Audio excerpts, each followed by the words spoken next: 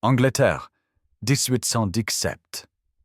La lumière du soir filtrait à travers les grandes fenêtres du manoir de Blackwood, jetant de longues ombres sur le bureau du duc de Hawthorne, tandis que Lady Eleanor Blackwood se tenait rigide devant son père.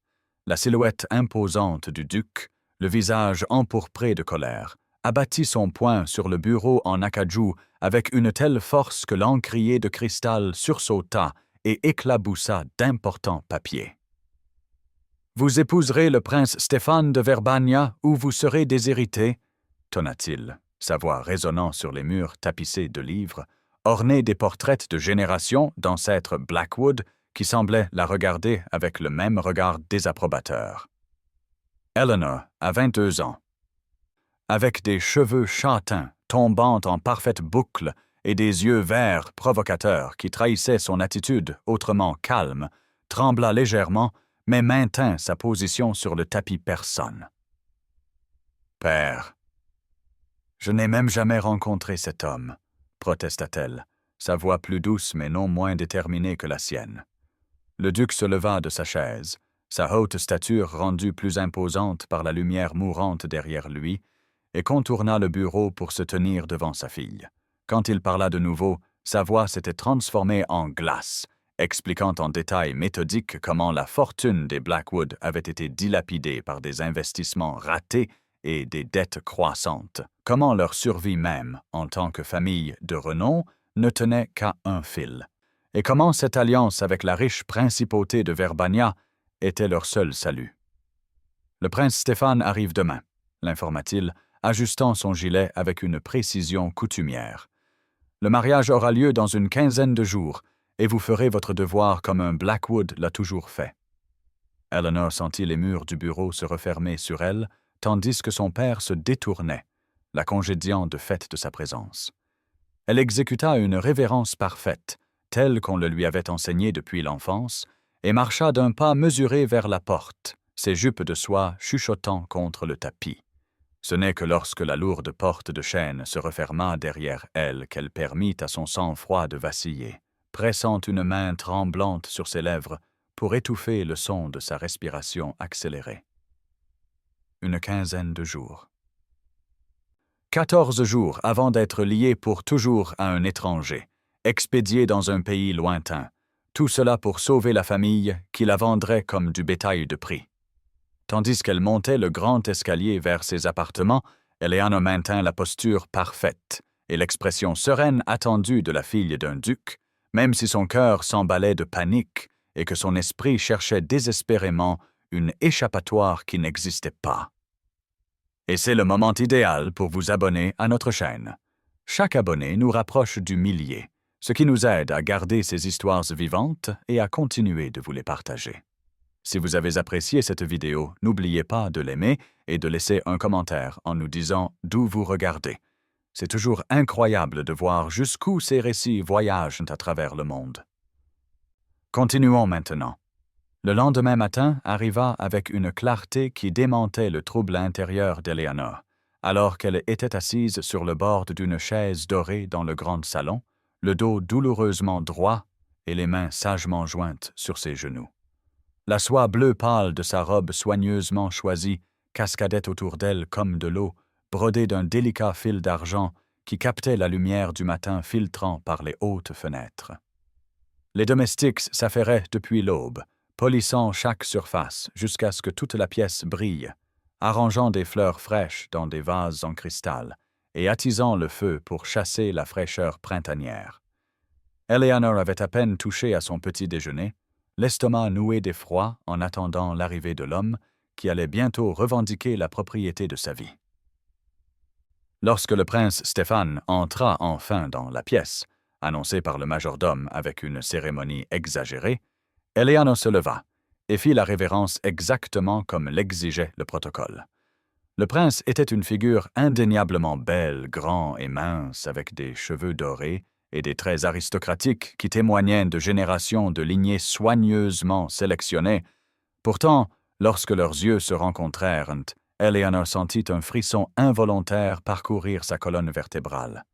Ses yeux, d'un gris pâle, l'évaluèrent avec le détachement clinique d'un homme expertisant un cheval de prix lors d'une vente aux enchères, son sourire était étudié, mais n'atteignait jamais ses profondeurs froides.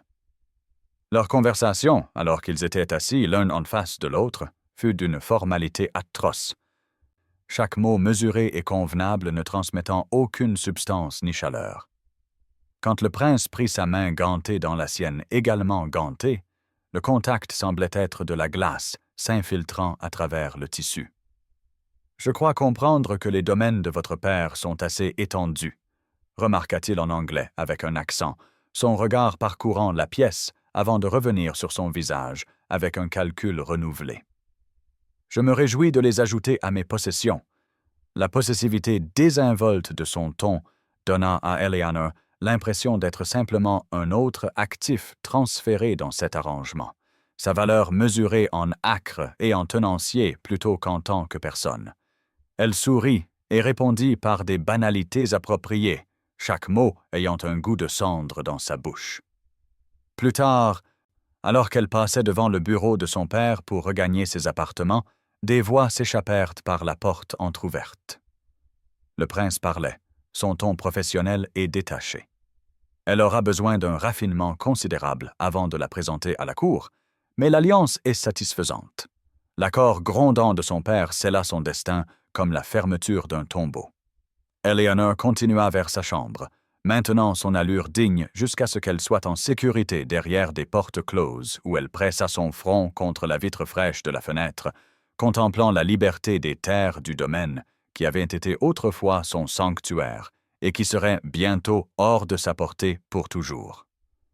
Incapable de dormir cette nuit-là. Eleanor se tourna et se retourna sans repos entre ses draps de soie jusqu'à ce que le confinement de sa chambre devienne insupportable. Le clair de lune qui filtrait par sa fenêtre l'attirait comme une invitation silencieuse à s'échapper, ne serait-ce que temporairement. Enveloppant un châle de laine autour de sa chemise de nuit et enfilant de douces pantoufles de cuir à ses pieds, elle navigua dans les couloirs sombres du manoir de Blackwood avec la furtivité exercée de quelqu'un qui avait passé une vie à apprendre chaque craquement de plancher. L'air nocturne l'enveloppa lorsqu'elle se glissa par l'entrée des domestiques, frais et doux du parfum des premières fleurs de printemps, emplissant ses poumons de la première profonde respiration qu'elle avait prise depuis sa rencontre avec son fiancé. Les vastes jardins du domaine s'étendaient devant elle, argentés par le clair de lune, offrant un sanctuaire temporaire à la prison qu'était devenue sa vie. Eleanor erra sans but, faisant glisser ses doigts le long des haies humides, passant devant la roseraie formelle avec ses spécimens taillés avec précision, encore endormis par l'hiver, vers la limite où les terrains manucurés cédaient la place à des zones plus pratiques du domaine. C'est alors qu'elle remarqua une fine colonne de fumée s'élevant contre le ciel étoilé, inattendue à cette heure tardive où même les domestiques s'étaient retirés depuis longtemps. Curieuse, elle suivit le chemin qui serpentait vers la source, une modeste chaumière en pierre à l'écart des bâtiments principaux du domaine, sa fonction trahie par l'enclume et l'établi rustique visible à l'extérieur. La chaumière du forgeron, réalisa Eleanor, se souvenant vaguement que son père avait mentionné l'embauche d'un nouveau forgeron après que le vieux Monsieur Winters eût finalement succombé à l'âge. En s'approchant, le son rythmé du marteau frappant le métal se propagea dans l'obscurité, un battement de cœur régulier dans la nuit silencieuse. Une chaude lumière dorée se déversait de la porte ouverte, projetant de longues ombres sur le sentier usé. Quelque chose dans ce rythme régulier attira Eleanor jusqu'à ce qu'elle se tienne au bord de la lumière, momentanément transfigurée par la scène qui s'offrait à elle. Un homme se tenait dos à la porte, sa silhouette puissante se découpant sur la lueur rouge-orangée de la forge. Ses manches étaient retroussées, exposant des avant-bras noueux de muscles, ses mouvements affichant à la fois une force prodigieuse et une précision surprenante alors qu'il façonnait le métal incandescent sous son marteau. Thomas Clark, le nouveau forgeron, travaillait avec une absorption totale, inconscient de sa présence, entièrement concentré sur son art, son profil se détachant nettement sur la lumière de la forge, des perles de sueur brillant sur son front malgré l'air frais de la nuit. Eleanor se trouva incapable de bouger, captivée par l'authenticité brute de la scène, si complètement éloignée de la politesse artificielle qui régissait son monde. Thomas s'arrêta en plein élan lorsqu'un léger mouvement à la porte attira son attention, le marteau s'immobilisant dans sa course avant de se poser doucement sur l'enclume. Se tournant vers l'entrée, il fut surpris de trouver une jeune femme debout sur le seuil, sa délicate chemise de nuit et son châle contrastant vivement avec l'environnement rustique de son atelier. Même dans la lumière inégale de la forge, il la reconnut immédiatement comme étant Lady Eleanor Blackwood, la fille du duc, dont la présence dans son humble atelier à cette heure était aussi inattendue qu'une averse de neige en août. « Votre grâce, y a-t-il un problème ?» demanda-t-il, sa voix étonnamment douce pour un homme de sa stature, ses mains rugueuses s'essuyant rapidement sur un chiffon voisin alors qu'il faisait une légère révérence, conscient de l'inconvenance de la situation, mais préoccupé par son apparition si loin de la maison principale à minuit. Eleanor se trouva momentanément sans voix, frappée par son regard direct, des yeux bruns et chauds qui la regardaient avec une simple préoccupation humaine, plutôt qu'avec l'évaluation calculatrice qu'elle avait subie toute la journée de la part de son fiancé. Il n'y avait aucun artifice dans son expression, aucune mesure attentive de sa valeur ou de son rang, juste une attention sincère qui la fit se sentir soudainement, étrangement visible. « Je ne pouvais pas dormir », admit-elle, se surprenant de son honnêteté envers ce quasi-inconnu, alors qu'elle avait passé la journée à n'offrir que des plaisanteries convenues à son futur mari. « Le son de votre marteau était réconfortant », ajouta-t-elle doucement, se sentant sotte même au moment où les mots quittaient sa bouche. Pourtant, Thomas hocha la tête comme si ses pérégrinations nocturnes avaient un sens parfait, lui offrant un tabouret grossièrement taillé, tiré à une distance sûre de la chaleur de la forge. Ils parlèrent brièvement, leur conversation s'écoulant avec une facilité inattendue par-delà le vaste fossé de leur statut. Eleanor découvrit qu'il était récemment revenu des guerres napoléoniennes, où il avait servi comme maréchal ferrant de cavalerie avant de ramener ses compétences à la vie civile. Il parlait sans fioriture ni prétention, décrivant les champs de bataille d'Europe avec la même clarté directe qu'il appliquait maintenant à son art. « Le métal se souvient de sa vraie nature, peu importe comment nous essayons de le forcer, » expliqua-t-il, désignant la pièce qui refroidissait sur l'enclume. Parfois, la plus grande force vient du fait de lui permettre de trouver sa propre forme plutôt que de lui en imposer une. Tandis qu'il parlait, Eleanor ressentit un sentiment particulier de reconnaissance, comme si ses paroles sur le métal s'adressaient directement à sa propre existence contrainte. Sa présence calme et son absence totale de prétention créèrent un moment de connexion authentique qui contrastait vivement avec les interactions creuses de sa journée. Lorsque l'horloge du manoir sonna la demi-heure, Eleanor se leva à contre-cœur pour rentrer avant que son absence ne soit découverte, emportant avec elle l'étrange chaleur d'avoir été, pour un bref instant, vraiment vue. Les jours suivants passèrent dans un tourbillon de préparatifs de mariage qui ressemblait davantage à une condamnation à la prison, se refermant progressivement sur Eleanor. Le manoir de Blackwood, autrefois son sanctuaire, avait été envahi par l'importante suite du prince, transformant les espaces familiers en territoires étrangers, alors que couturières, diplomates et domestiques supplémentaires s'agitaient dans un mouvement constant. La grande salle de bal avait été réquisitionnée comme lieu de préparation pour la cérémonie, les salons étaient remplis de cadeaux exotiques arrivant quotidiennement de Verbania, et même les jardins étaient sculptés pour s'adapter aux goûts royaux, sans aucun égard pour les parterres de fleurs qu'Eleanor avait soigneusement entretenus. Du matin au soir, des décisions étaient prises sans la consulter, chacune étant une brique de plus dans le mur de sa future cage. Lors d'un essayage de sa robe de mariée, Eleanor se tenait, les yeux vides, sur un piédestal au centre de ses appartements. les bras étendus comme une poupée, tandis que 3 couturières s'affairaient avec la lourde soie ivoire et les rangées infinies de perles. Sa mère, la duchesse, tournait autour d'elle d'un œil critique, discutant des détails avec la couturière en chef comme si Eleanor n'était qu'un mannequin plutôt qu'une personne. « Le prince préfère les diamants pour le corsage », ordonna la duchesse, examinant des échantillons de tissu avec un discernement expert. « Ils reflètent la richesse de sa famille et scintilleront magnifiquement dans la cathédrale. » Eleanor, trouvant sa voix sur cette petite question au moins, murmura doucement « Mais j'ai toujours aimé les saphirs. » Sa mère continua la conversation sans marquer de pause, feignant efficacement de ne pas entendre la douce objection, discutant plutôt de la longueur de traîne appropriée pour une cérémonie de cette ampleur.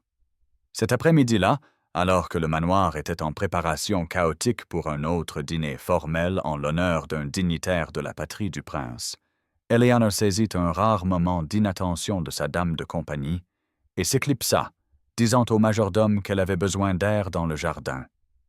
Au lieu de se tourner vers les pelouses manucurées, cependant, ses pieds la portèrent rapidement le long du chemin désormais familier menant à la chaumière du forgeron.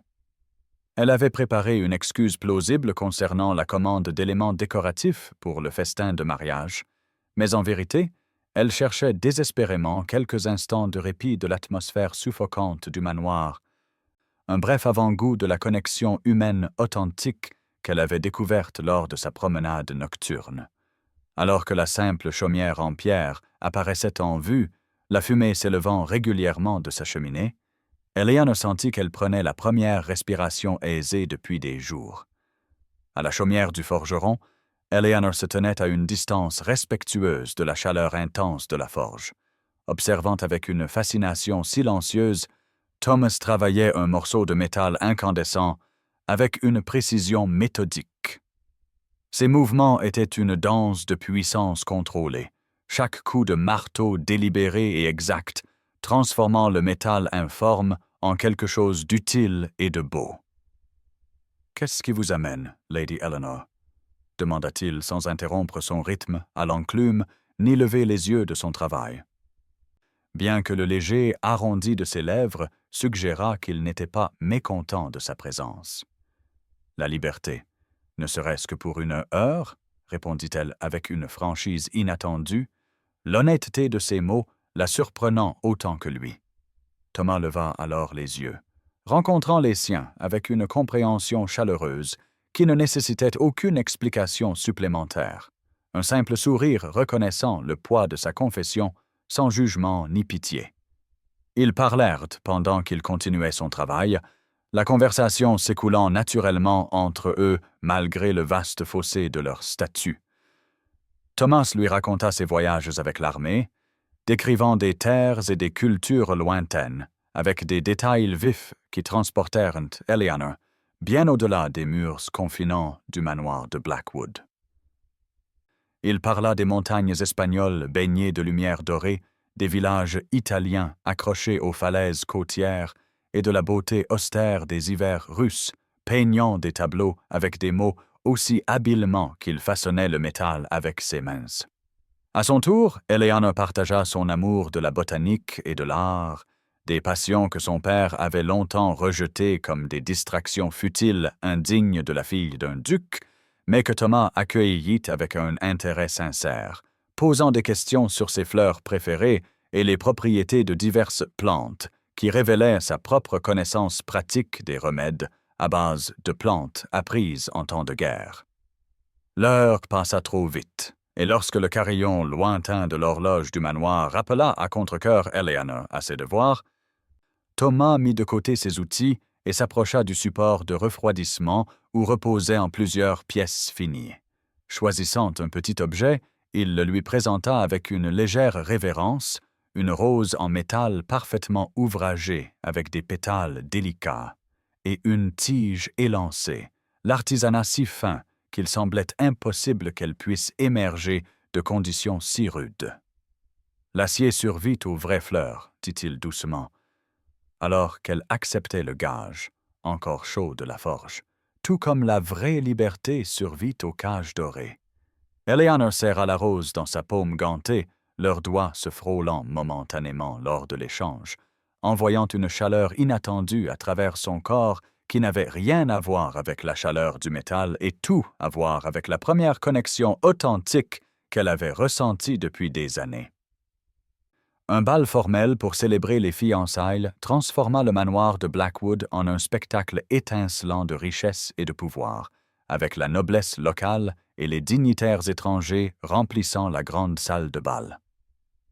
Des lustres en cristal brillaient de centaines de bougies, se reflétant dans des miroirs dorés et illuminant des fleurs exotiques importées à grands frais de serres lointaines. Un orchestre complet jouait depuis la galerie des musiciens, tandis que des serviteurs en livrée circulaient avec du champagne et des mets délicats sur des plateaux d'argent. Eleanor se déplaçait à travers la soirée comme un fantôme dans sa robe d'argent, le tissu scintillant comme un clair de lune à chaque pas, des diamants à son cou et à ses poignets captant la lumière en éclats brillants qui attiraient des regards admiratifs de tous les coins. Elle accepta les félicitations avec des sourires étudiés qui n'atteignaient jamais ses yeux, offrant des révérences parfaites et des réponses répétées qui satisfaisaient le protocole sans rien révéler de son trouble intérieur. Le prince Stéphane ne restait à ses côtés que lorsque l'étiquette l'exigeait absolument, la traitant avec une indifférence polie avant de dériver inévitablement vers des groupes d'hommes engagés dans des discussions politiques, laissant Eleanor à l'examen des dames qui évaluaient sa valeur avec des yeux calculateurs. Pendant un rare moment de solitude sur la terrasse, s'étant excusée en prétextant avoir besoin d'air frais, Eleanor plongea la main dans sa poche cachée et sentit les contours lisses de la rose en métal que Thomas lui avait offerte. Le contact froid de l'acier contre le bout de ses doigts la ramena à la réalité au milieu du monde fantastique du bal, lui rappelant que quelque part, au-delà de ces murs, existait une connexion humaine authentique, non souillée par la politique ou l'avantage. Puisant sa force dans ce que petit gage, elle se ressaisit pour retourner à sa performance. Alors qu'elle rentrait dans la salle de bal, la foule s'écartant respectueusement devant la future princesse, Eleanor remarqua que des serviteurs supplémentaires étaient arrivés, portant des plateaux de vin pour renouveler les réserves qui diminuaient. Parmi eux se tenait Thomas, paraissant étrangement formel dans la simple tenue noire requise pour les domestiques masculins, ses mains fortes semblant déplacées pour soutenir un délicat plateau de verres en cristal. Leurs regards se croisèrent brièvement à travers la salle bondée, alors qu'ils s'inclinaient respectueusement comme n'importe quel serviteur le ferait à la dame de la maison. Pourtant, dans ce regard fugace, passa un courant de reconnaissance et de compréhension impossible à articuler, mais indéniablement réel. Un unique moment de connexion authentique au milieu de l'apparat artificiel qui soutint Eleanor pour le reste de cette soirée interminable. Après le bal, Eleanor se retira dans la bibliothèque, cherchant la solitude parmi les volumes reliés de cuir qui avaient été son refuge d'enfance. Les festivités l'avaient épuisée, ses joues douloureuses à force de sourires forcés et son esprit las de maintenir un sang-froid parfait sous un examen constant. Elle se tenait devant les hautes fenêtres, contemplant les jardins éclairés par la lune et touchant distraitement la poche cachée où la rose en métal de Thomas reposait contre sa hanche lorsque la lourde porte se referma avec un clic sinistre. Le prince Stéphane se tenait à l'entrée, sa tenue de soirée toujours impeccable malgré l'heure tardive, ses yeux pâles reflétant la lumière du feu alors qu'il la regardait avec une froide évaluation. « Je crois savoir que vous avez visité seul la chaumière du forgeron, » dit-il, sa voix dangereusement douce alors qu'il se dirigeait vers elle d'un pas mesuré. Eleanor sentit son souffle se couper, sa main s'éloignant instinctivement de la poche cachée comme pour protéger son secret. Le prince continua son approche jusqu'à ce qu'il se tienne, inconfortablement près. L'odeur d'eau de Cologne coûteuse et de vin sur son haleine alors qu'il parlait avec précision. Un tel comportement ne sera pas toléré une fois que nous serons mariés, l'informa-t-il, sans la moindre trace de colère dans son ton, ce qui rendait la déclaration plus effrayante que s'il avait crié. Vous représenterez mon royaume avec une bienséance absolue. Ses doigts se resserrèrent soudainement sur son bras au-dessus du coude, la pression augmentant délibérément jusqu'à ce qu'Eleanor doive se mordre la lèvre pour ne pas laisser échapper un hoquet de douleur. « Je n'exige pas votre affection, » continua-t-il, son étreinte implacable alors qu'il étudiait son visage à la recherche de tout signe de défi, simplement votre obéissance et des héritiers.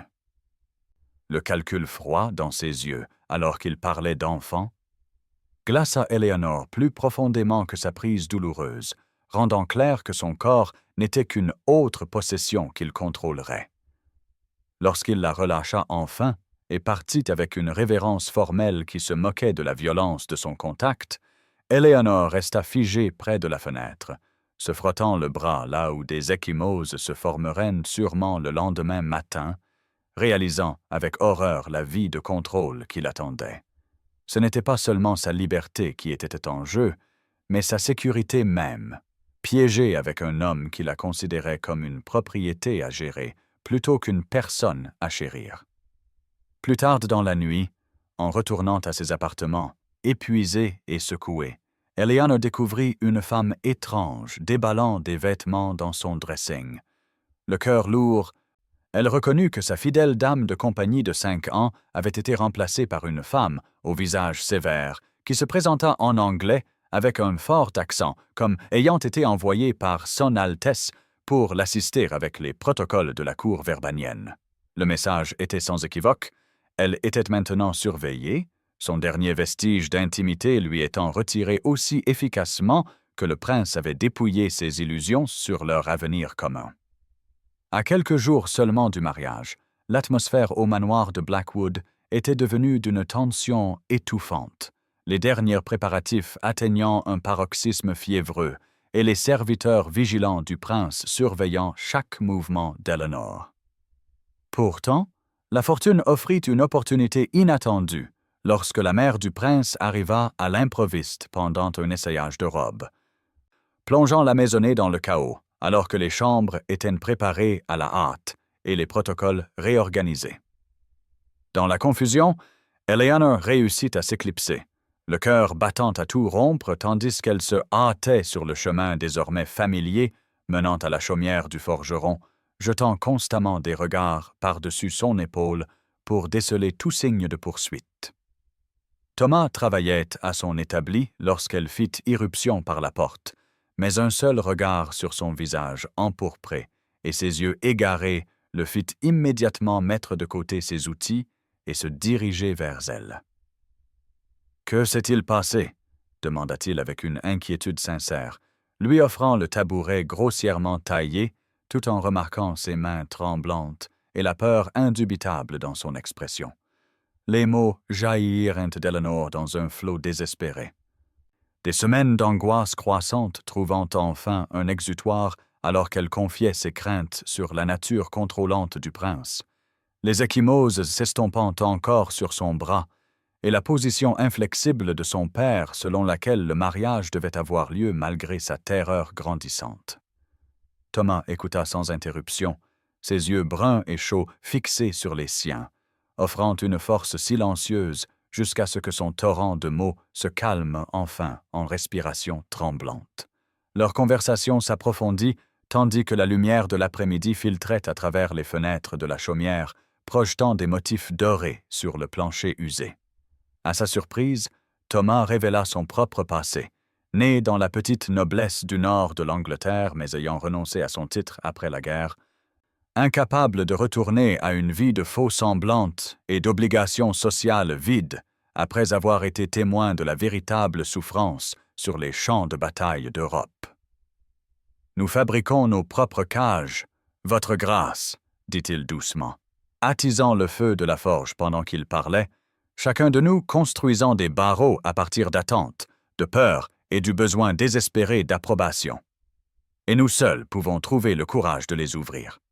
Pendant qu'il parlait, Eleanor devint extrêmement consciente de la présence physique de l'homme devant elle, de la force de ses mains capables de façonner un métal inflexible et pourtant assez douce pour créer quelque chose d'aussi délicat que sa rose d'acier. La lumière du feu jouait sur les plans de son visage, soulignant des pommettes qui témoignaient d'une ascendance noble malgré son métier commun, et elle se sentit se rapprocher comme attirée par une force invisible.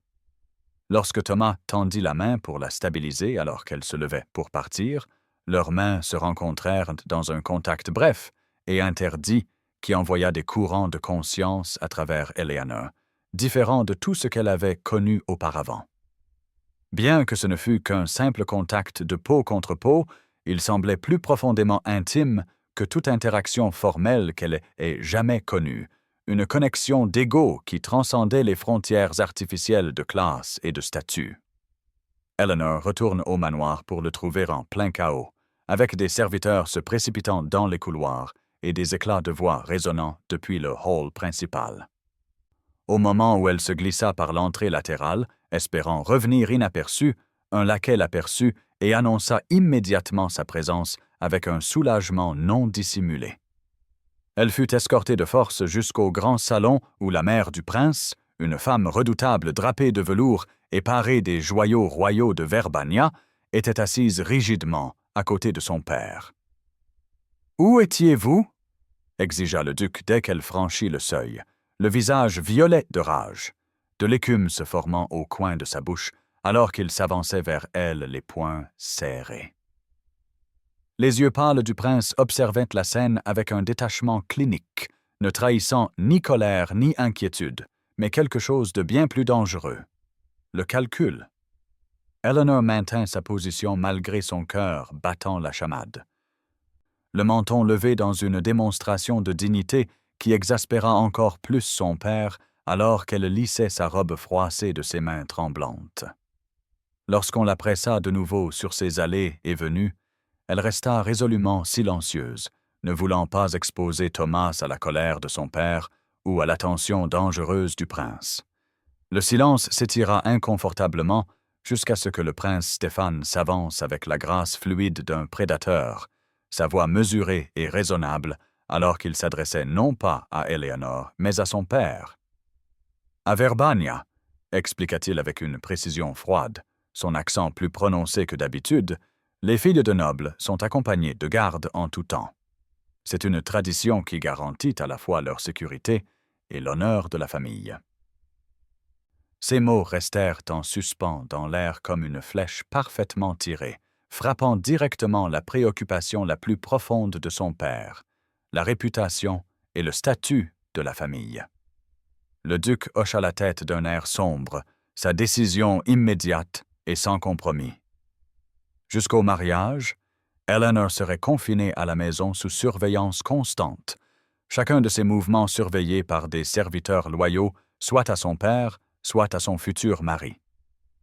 La proclamation du duc sonna comme le claquement d'une porte de cellule, mais ce fut le regard de triomphe silencieux dans les yeux du prince qui glaça véritablement Eleanor jusqu'à la moelle, la satisfaction d'un homme qui avait trouvé le prétexte parfait pour imposer sa volonté.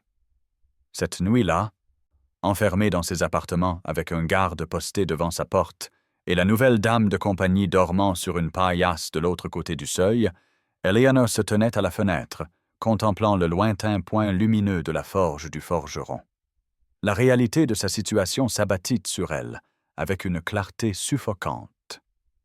Elle faisait face non seulement à un mariage sans amour, mais à une vie d'emprisonnement, d'abord par son père, puis par son mari, chaque jour une continuation de la claustration qu'elle endurait maintenant, avec même les petites libertés qu'elle avait tenues pour acquises retirées une par une jusqu'à ce qu'il ne reste plus rien de la personne qu'elle avait été. La veille du mariage arrive, apportant avec elle une tempête violente qui semble faire écho au tumulte intérieur d'Eleanor. La pluie s'abat contre la fenêtre de sa chambre en nappes violentes, poussée par des vents hurlants qui courbent les chênes anciens du domaine et transforment les jardins manucurés en marécages détrempés. Eleanor se tient immobile devant la vitre, son reflet fantomatique se détachant sur l'obscurité, regardant la foudre illuminer les terres en éclairs brefs et aveuglants. Sa robe de mariée est suspendue à un mannequin dans le coin, un spectre de satin blanc et de perlais qui semble se moquer d'elle avec sa promesse vide de joie.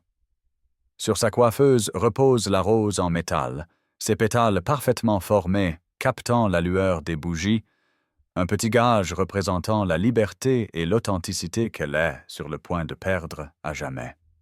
Elle la prend dans sa paume, sentant son poids substantiel. Si différent des fragiles fleurs réelles qui avaient toujours entouré sa vie de privilèges. Demain, elle deviendra princesse de Verbania. Sa cage dorée sera complète.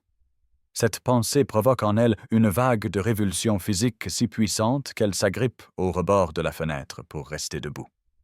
Dans ce moment de clarté désespérée, Eleanor sait avec une certitude absolue qu'elle ne peut pas consentir à ce mariage. Cette prise de conscience n'apporte pas la panique, mais un calme inattendu, comme si nommer sa peur avait en quelque sorte diminué son pouvoir. Elle observe sa servante dormir sur la paillasse de l'autre côté du seuil, la clé de sa chambre attachée à la taille de la femme. Derrière la porte, un garde somnole sur une chaise, ses ronflements occasionnels audibles à travers le chêne épais. Eleanor examine la rose en métal dans sa main avec une nouvelle intention, notant sa tige solide et sa pointe légèrement acérée. Avec une détermination silencieuse, elle s'agenouille devant la porte et insère le métal dans la serrure, se souvenant avec un amusement macabre comment elle avait autrefois vu un garçon d'écurie crocheter une serrure pour récupérer un jouet tombé à travers les lattes du plancher. Le mécanisme résiste d'abord, mais Eleanor persiste avec une patience née du désespoir, jusqu'à ce qu'enfin un léger déclic récompense ses efforts. Elle se fige, écoutant attentivement tout changement dans la respiration du garde, puis ouvre lentement la porte juste assez pour confirmer qu'il dort toujours, le menton reposant sur sa poitrine. Avec rien d'autre que les vêtements qu'elle porte et une petite bourse de bijoux cousus dans l'ourlet de sa chemise de nuit, préparée des jours plus tôt dans un moment de prévoyance qu'elle n'avait pas entièrement compris jusqu'à présent, Eleanor se glisse hors de ses appartements, dans le couloir obscurci. Des années d'exploration enfantine la servent bien alors qu'elle navigue dans les passages des domestiques, des couloirs étroits et des escaliers de service conçus pour garder les aspects fonctionnels de la maison invisible aux résidents et invités nobles. La tempête offre une couverture parfaite pour son évasion, le tonnerre masquant tout bruit de ses mouvements, et le personnel de la maison blotti dans la chaleur de la cuisine plutôt que de patrouiller les zones moins utilisées du manoir. Le cœur battant, mais les pas déterminés, Eleanor atteint enfin une petite porte utilisée pour rentrer le bois de chauffage pendant les mois d'hiver. Elle la pousse et sort dans la nuit d'orage, la pluie trempant instantanément sa fine chemise de nuit alors qu'elle plonge dans l'obscurité, laissant derrière elle tout ce qu'elle a jamais connu. Pieds nus et trempés, Eleanor court à travers les terrains boueux du domaine, chaque pas s'enfonçant dans la terre saturée, tandis que la pluie s'abat sans pitié sur sa silhouette élancée. La foudre zèbre le ciel, illuminant momentanément son chemin avant de la replonger dans une obscurité terrifiante. Elle trébuche à plusieurs reprises sur le sol inégal, les pieds engourdis par le froid, les paumes écorchées par des chutes sur le gravier et la pierre. Pourtant, elle avance vers le seul sanctuaire qu'elle puisse imaginer, la chaumière du forgeron. Le trajet qui avait semblé si agréable lors de ses visites diurnes devient maintenant une épreuve exténuante, le déluge transformant les douces pentes en glissades périlleuses et les sentiers familiers en pistes presque invisibles. Le tissu fin de sa chemise de nuit colle à sa peau comme une seconde couche, le vêtement modeste rendu presque transparent par l'averse, ses cheveux châtains tombant en vagues détrempées sur son dos, tandis que la pluie ruisselle sur son visage. Enfin, la chaumière apparaît devant elle, une ombre solide contre la nuit d'orage, une seule lumière brillant de l'intérieur suggérant que Thomas est toujours éveillé, malgré l'heure tardive. Eleanor s'effondre pratiquement contre la porte en bois, frappant avec le peu de force qui reste dans ses membres tremblants, chaque coup désespéré contenant la prière silencieuse qu'il répondra, qu'il ne repoussera pas la folle qu'elle doit paraître. Lorsque la porte s'ouvre, Thomas reste figé un instant, choqué, la lumière chaude du feu de sa chaumière découpant sa silhouette puissante, alors qu'il contemple la scène devant lui. Lady Eleanor Blackwood, fille du duc de Hawthorne et fiancée d'un prince étranger, debout, pieds nus et désespérée sur son seuil, ressemblant plus à un spectre noyé qu'à la noble dame posée qu'il avait appris à connaître. « Je ne peux pas l'épouser », allait-elle, sa voix à peine audible au-dessus du tonnerre de la pluie, ses yeux égarés de peur et de détermination. « Je préférerais être déshéritée que de vivre une vie sans amour ni liberté. » Pendant un très bref instant, Thomas reste immobile, l'énormité de ce qui se tient devant lui. De ce qu'elle demande sans mots se dessinant sur ses traits, alors qu'il pèse les conséquences auxquelles ils devront tous deux faire face s'il lui offre le sanctuaire qu'elle cherche. Puis, comme si une bataille intérieure s'était résolue, il s'avance et la tire doucement à l'intérieur, fermant la porte contre la tempête d'une main tout en enroulant une couverture de laine rugueuse autour de sa silhouette grelottante de l'autre. Son expression reste conflictuelle, l'inquiétude pour son bien-être immédiat luttant avec la sombre conscience que sa présence ici, dans cet état et à cette heure, a irrévocablement changé leurs deux destins. L'aube se lève avec des groupes de recherche parcourant les terres du domaine, leur voix se propageant faiblement à travers la brume matinale qui a suivi le déluge de la nuit. Thomas et Eleanor sont assis près de son feu mourant, les vêtements qu'elle a empruntés, une simple chemise et un pantalon retroussé aux chevilles, flottant sur sa silhouette élancée. Leurs visages montrent l'épuisement d'avoir parlé toute la nuit des possibilités et des conséquences, pesant les options face à des réalités de plus en plus sombres. Le feu crépite et bouge, envoyant une pluie de braise dans l'âtre en pierre tandis qu'Eleanor resserre la couverture rugueuse autour de ses épaules.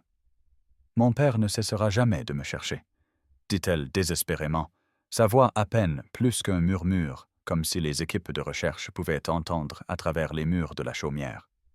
L'orgueil du prince l'exigera. Même s'ils atteignaient Londres, le duc a des relations dans toute l'Angleterre, le prince des liens diplomatiques à travers l'Europe. Il n'y a nulle part dans le monde civilisé où la fille d'un duc pourrait se cacher sans être découverte. Thomas se lève pour ajouter le reste de son bois de chauffage aux flammes mourantes, ses mouvements délibérés alors qu'il arrange les bûches avec une efficacité coutumière. Quand il se retourne vers Eleanor, son expression est résolue, une décision prise pendant leur longue nuit de planification désespérée. Alors nous devons aller là où ils ne peuvent pas nous suivre, suggère-t-il, retournant s'asseoir à côté d'elle sur le simple banc en bois, assez près pour que leurs épaules se touchent presque. J'ai des économies, des compétences utiles n'importe où. Nous pourrions atteindre le port de Douvres d'ici demain, si nous partons maintenant.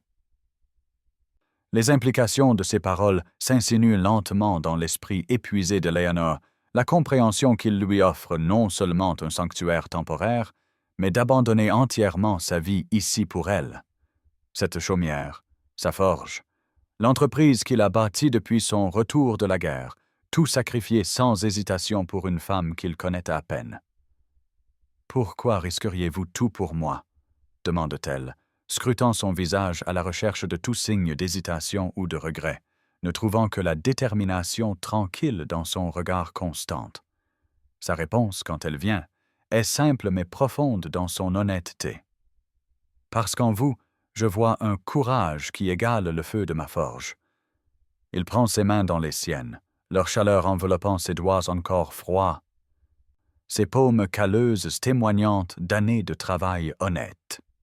Lorsque vous êtes apparu pour la première fois à ma porte dans la nuit, ce n'est pas la fille d'un noble que j'ai vue, mais une femme d'un esprit extraordinaire, prête à tout risquer pour sa liberté.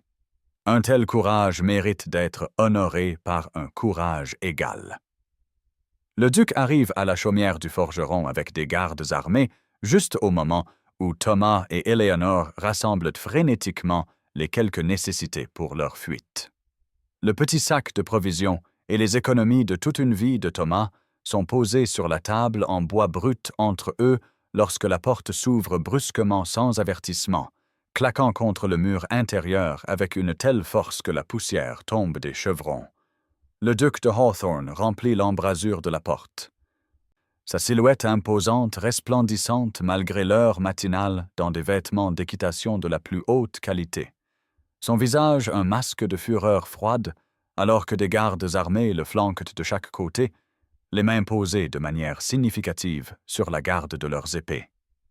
Derrière eux, visible à travers la porte ouverte, le prince Stéphane est assis à califourchon sur un magnifique étalon noir, observant la scène avec l'intérêt détaché d'un homme regardant un insecte se débattre dans une toile d'araignée.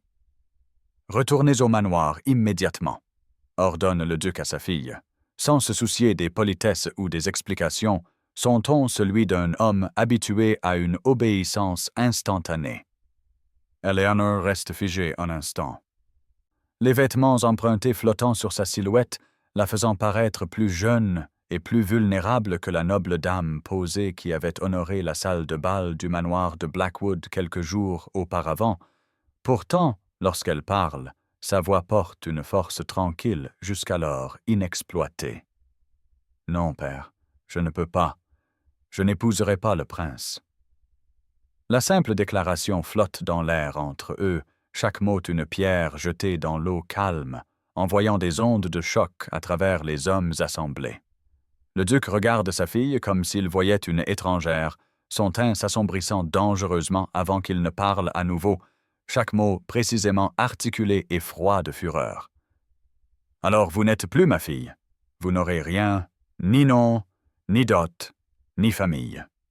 À partir de ce moment, vous êtes morte pour la maison de Blackwood. » Le prince observe depuis son cheval, la pluie perlant sur sa cape immaculée, son expression d'un dédain calculé alors qu'il examine l'humble chaumière avec sa forge et son mobilier simple.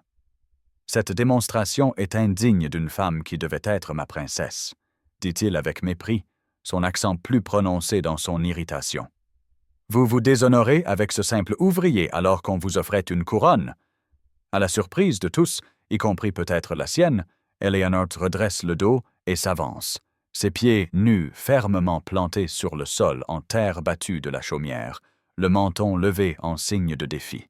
« Je préférerais être la femme d'un forgeron sans rien d'autre que ma liberté qu'une princesse avec des chaînes dorées, » répond-elle, sa voix portant clairement à tous les présents, les mots flottant dans l'air comme un défi qui ne peut être retiré. Thomas se déplace rapidement pour se tenir à ses côtés, sa silhouette puissante dominant la forme élancée d'Éléonore alors qu'il se positionne légèrement devant elle, une barrière physique entre la femme qu'il en est venu à aimer et les hommes qui la réclameraient. Bien qu'il ne prononce aucun mot, sa seule présence défie le duc et le prince, la dignité tranquille de sa posture indiquant clairement que toute tentative d'enlever Éléonore de force se heurterait à une résistance significative. Une intervention inattendue se produit lorsque la duchesse arrive soudainement, le bruit des sabots annonçant sa présence quelques instants avant qu'elle n'apparaisse dans la clairière devant la chaumière.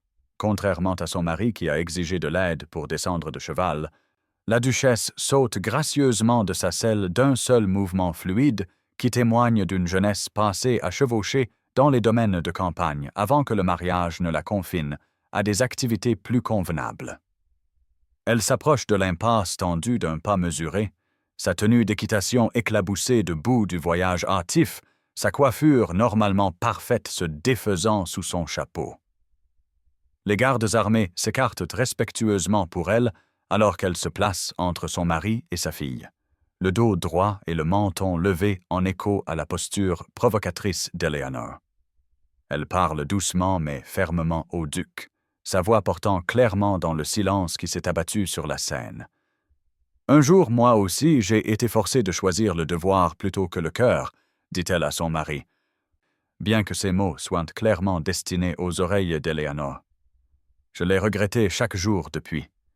La confession reste en suspens, lourde de décennies de chagrin non dit, un aperçu d'un mariage qui avait été un arrangement commercial plutôt qu'une union d'amour, expliquant peut-être la distance qui avait toujours existé entre le duc et la duchesse, malgré leurs 25 ans de vie commune. Elle se tourne pour faire face à sa fille, des larmes brillant dans des yeux si semblables à ceux d'Eleanor. La ressemblance entre mère et fille, soudainement frappante en ce moment de défi partagé. « Je ne regarderai pas ma fille faire la même erreur, » déclare-t-elle, sa voix gagnante en force à chaque mot.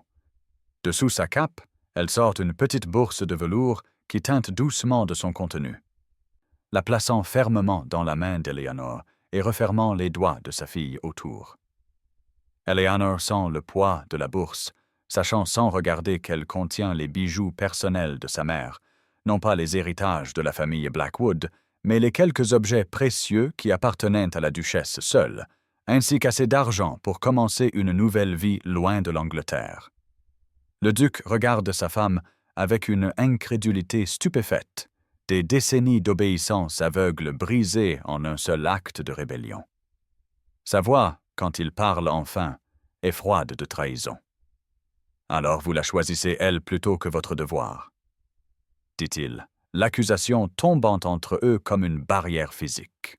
La duchesse ne bronche pas et ne détourne pas le regard, rencontrant le regard de son mari avec une certitude tranquille alors qu'elle donne sa réponse. « Je choisis l'amour. »« Enfin, » dit-elle simplement, les mots étant à la fois une déclaration de soutien à sa fille et d'une condamnation silencieuse de ses propres choix de vie. Thomas et Eleanor s'échappent dans la confusion qui s'ensuit, se faufilant pendant que le duc et la duchesse s'engagent dans leur première véritable confrontation après des décennies de résignation silencieuse.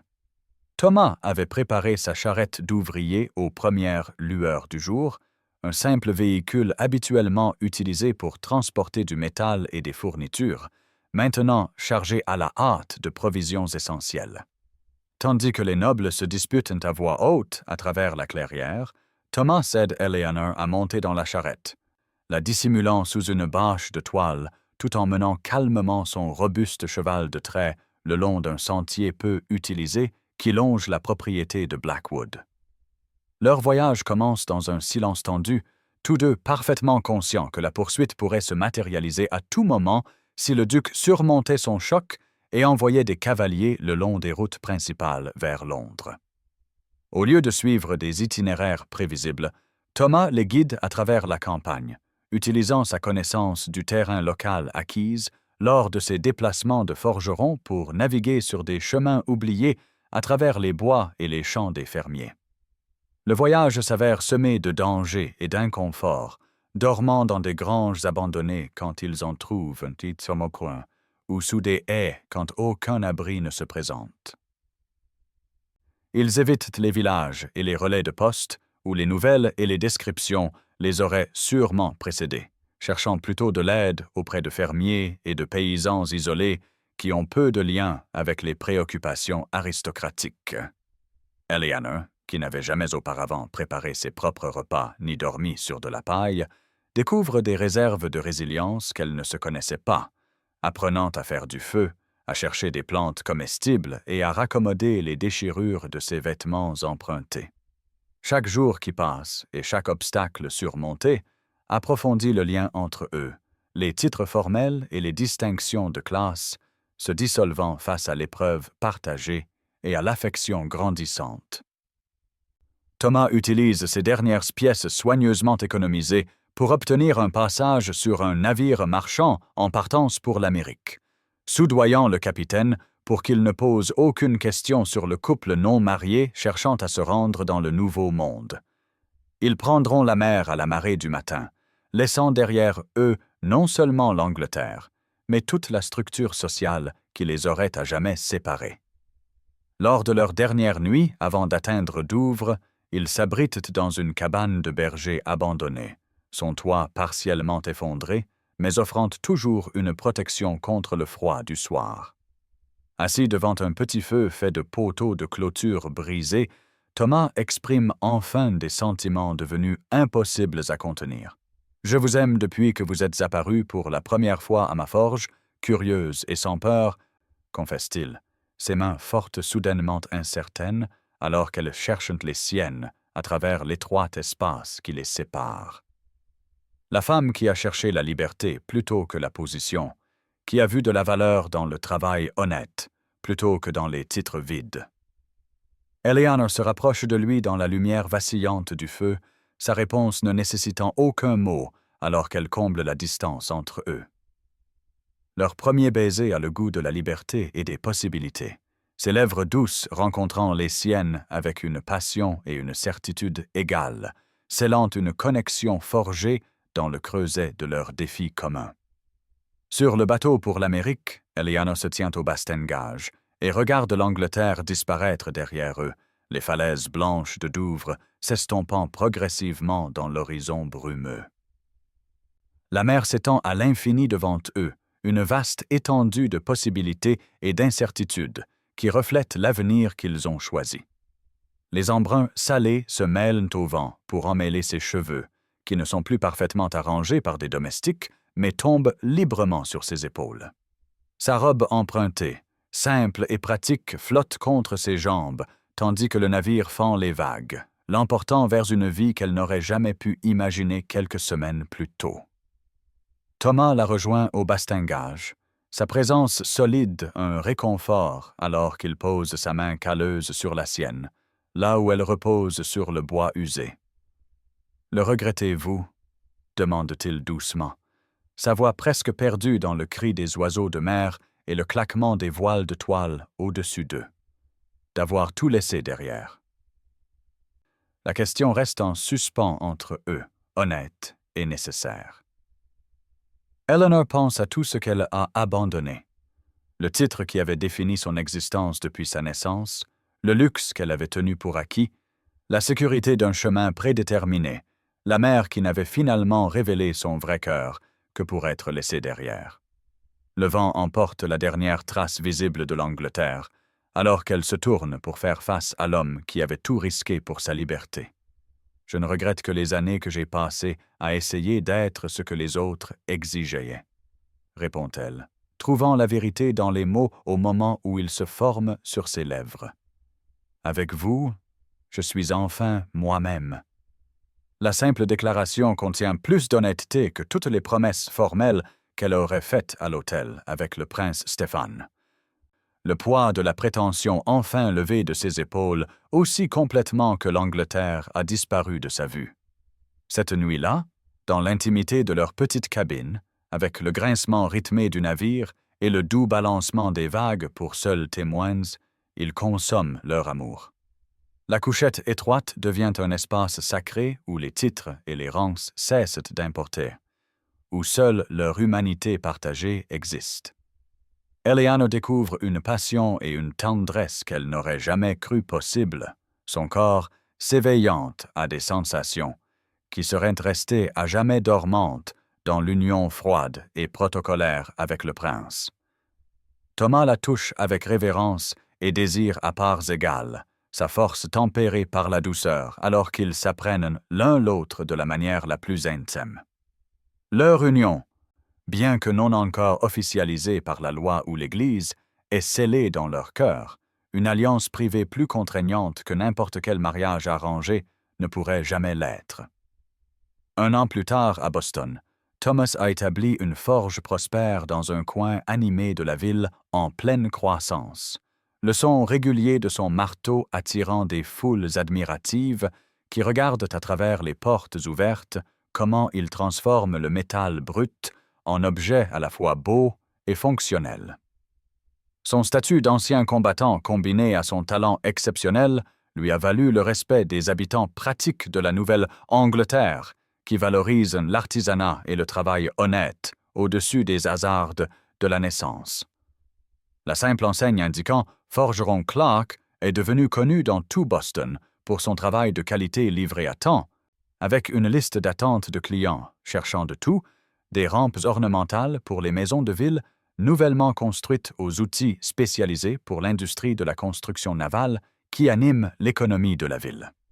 Eleanor, maintenant connue simplement sous le nom de Madame Clark, a découvert des talents qui seraient restés à jamais dormants si elle avait rempli son rôle prescrit de princesse de Verbania. S'appuyant sur son intérêt de toujours pour la botanique, autrefois rejeté par son père comme un passe-temps futile pour la fille d'un duc, elle crée maintenant des remèdes à base de plantes qu'elle vend au marché local 2 fois par semaine. Sa connaissance des plantes, combinée aux techniques de guérison apprises d'une voisine âgée et d'une femme Wampanoag qui fréquente le marché, lui a valu une réputation grandissante d'herboriste qualifié dont les teintures et les baumes réussissent souvent là où les traitements conventionnels échouent. Leur modeste maison au-dessus de la forge ne ressemble en rien aux grandes chambres du manoir de Blackwood, avec ses meubles simples construits par Thomas pendant ses heures libres et ses rideaux joyeux cousus par Eleanor, avec du tissu acheté avec ses propres gains. Pourtant, les petites pièces sont remplies de plus de chaleur et de bonheur sainte qu'elle n'en a jamais connu dans le manoir de son père, l'amour entre eux transformant l'humble espace en quelque chose qu'aucun palais ne pourrait égaler. Par un matin d'automne frais, alors qu'Eleanor arrange des herbes séchées suspendues au chevron et que Thomas travaille en bas, une lettre arrive portant un cachet de la poste anglaise, l'écriture élégante immédiatement reconnaissable comme étant celle de sa mère. Les doigts tremblants, Eleanor brise le sceau pour découvrir des pages remplies de nouvelles extraordinaires. La duchesse écrit qu'elle a enfin trouvé le courage de quitter le duc, établissant sa propre maisonnée dans une propriété modeste mais confortable qui faisait partie de sa dot initiale. Bien que la société murmure derrière des mains gantées à propos du scandale, elle décrit un sentiment de liberté qui fait écho au propre voyage d'Eleanor. La lettre se termine par une nouvelle qui fait monter les larmes aux yeux d'Eleanor. Sa mère prévoit de leur rendre visite au printemps, ayant déjà réservé son passage sur un navire marchand similaire à celui qui a transporté sa fille vers la liberté. La duchesse arrive à Boston par une belle matinée de printemps, posant timidement le pied sur le sol américain avec des yeux écarquillés, qui découvrent la ville portuaire animée, si différente des rues raffinées de Londres. Thomas ferme sa boutique pour la journée, et ensemble, lui et Eleanor attendent sur les quais, scrutant chaque passager qui débarque jusqu'à ce qu'ils la repèrent enfin, élégante même après des semaines en mer. Les retrouvailles se déroulent dans un tourbillon d'embrassades larmoyantes, la duchesse haletant de surprise en contemplant pleinement sa fille transformée. Eleanor se tient devant sa mère, radieusement différente de la jeune femme obéissante qui se déplaçait autrefois silencieusement dans le manoir de Blackwood. Ses cheveux châtains sont simplement coiffés, sa robe pratique mais saillante. Et le plus frappant est la confiance qui redresse sa colonne vertébrale et illumine ses yeux. Le plus étonnant pour la duchesse est la courbe indubitable du ventre d'Eleanor sous son tablier, la promesse d'un petit enfant qu'elle avait craint de ne jamais connaître. Elle marche bras dessus, bras dessous dans les rues de Boston, la duchesse s'émerveillant de l'agitation démocratique de la ville américaine, où marchands et ouvriers se déplacent avec le même but et la même dignité que le gentleman occasionnel en beaux habits. Dans le modeste appartement au-dessus de la forge, elles échangent leurs histoires tard dans la nuit, chaque femme trouvant la guérison dans le partage. Eleanor parle de leur voyage difficile, de la construction d'une nouvelle vie à partir de rien d'autre que de compétence et de détermination, tandis que la duchesse raconte son propre courage naissant en établissant son indépendance après 25 ans de soumission silencieuse. « Ton père refuse toujours de prononcer ton nom », dit la duchesse à Eleanor alors qu'elles sont assises dans la petite mais joyeuse cuisine, Thomas préparant le thé avec l'aisance d'un homme habitué au partenariat domestique plutôt qu'à une séparation rigide des tâches. Mais j'apporte néanmoins des nouvelles. Le prince a épousé une princesse allemande 3 mois après ton départ, Ils semblent absolument misérables ensemble. Elle décrit l'alliance précipitée, arrangée avec encore moins de prétentions d'affection que celle d'Éléonore ne l'aurait été, la princesse allemande étant apparemment maintenue sous une surveillance encore plus stricte que celle qu'Éléonore avait subie. L'avantage politique obtenu valait apparemment le dégoût mutuel évident entre le couple royal. Éléonore rit, un son libre et sincère, alors qu'elle pose une main sur son ventre arrondi, sentant les mouvements forts de l'enfant à l'intérieur.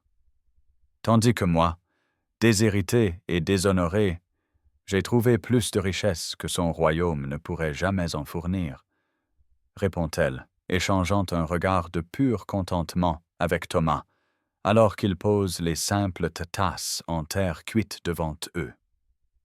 La duchesse observe cette communication silencieuse entre sa fille et son gendre, témoignant de la connexion profonde qu'elle-même n'avait jamais connue, et découvre que les derniers vestiges de regret pour le choix d'Éléonore se dissolvent complètement dans la chaleur de ce foyer humble, rempli de bonheur authentique. 5 ans plus tard, la modeste cabane que Thomas et Éléonore avaient d'abord appelée leur maison s'est transformée en une propriété prospère à la périphérie de Boston. La structure originale ne forme plus qu'une aile de leur demeure, de nouvelles pièces ayant été ajoutées au fur et à mesure que leur famille et leur fortune grandissaient de concert. La forge qui occupait autrefois la majeure partie de leur espace de vie a été déplacée dans un bâtiment séparé, où Thomas emploie 2 apprentis, sa réputation de savoir-faire exceptionnel s'étendant bien au-delà des limites de la ville pour attirer des commandes de riches mécènes de toute la côte Est. Le soleil de fin d'après-midi projette de longues ombres sur leur propriété, alors que Thomas et Éléonore se tiennent sur le seuil, regardant leurs 2 enfants jouer dans le jardin. James, 4 ans, chasse les papillons avec la détermination obstinée héritée de son père, tandis que la petite Margaret, pas encore 2 ans, trottine après son frère avec des cris ravis. Le potager au-delà produit d'abondantes récoltes, entrecoupées d'herbes soigneusement entretenues qui servent à la fois à des fins culinaires et médicinales. Éléonore est devenue une herboriste respectée dont les remèdes sont recherchés dans toute la région. Sa connaissance des plantes combinée à une compréhension intuitive des maux humains, créant des traitements souvent plus efficaces que ceux prescrits par les médecins formellement formés. Sa petite boutique d'apothicaire attenante à leur maison attire des visiteurs de distance considérable, beaucoup étant prêts à voyager des jours pour consulter l'herboriste anglaise dont les remèdes doux ont réussi là où les traitements conventionnels ont échoué. Éléonore s'appuie contre la silhouette solide de son mari, alors qu'ils observent leurs enfants, son bras entourant sa taille avec la familiarité aisée d'une profonde intimité. « Est-ce que ça vous manque parfois d'être votre grâce ?» demande Thomas en plaisantant, bien qu'une pointe de curiosité sincère colore la question. Après tout, elle avait été élevée pour devenir duchesse, préparée depuis sa naissance à une vie de privilèges et de pouvoir aristocratique, pour finir dans un pays qui ne reconnaît aucun titre et où le travail acharné plutôt que la lignée détermine la place de chacun dans la société. Éléonore se tourne dans ses bras pour lui faire face, son expression illuminée de contentement, alors qu'elle étudie le visage, qui lui est devenu aussi familier et essentiel que son propre battement de cœur. J'ai trouvé plus de grâce en une nuit de course pieds nus vers votre chaumière qu'en 20 ans de révérence dans des salles de bal, répond-elle avec une conviction absolue, se hissant sur la pointe des pieds pour déposer un doux baiser sur ses lèvres. Le soleil couchant les baigne d'une lumière dorée alors que leurs enfants courent vers eux, impatients de prendre le repas du soir et d'écouter les histoires qui forment les rythmes simples de leur vie de famille. Éléonore prend Margaret dans ses bras, tandis que Thomas hisse James sur ses épaules, les 4 encadrés dans l'embrasure de la porte de la maison qu'ils ont construite ensemble par la détermination et l'amour. Alors qu'ils entrent, Éléonore réfléchit qu'en perdant tout ce qui la définissait autrefois, titre, richesse, nom de famille, elle a gagné la seule chose qui comptait vraiment, Une vie vécue avec authenticité et sans peur, avec un amour forgé aussi solide que l'acier de l'enclume de Thomas.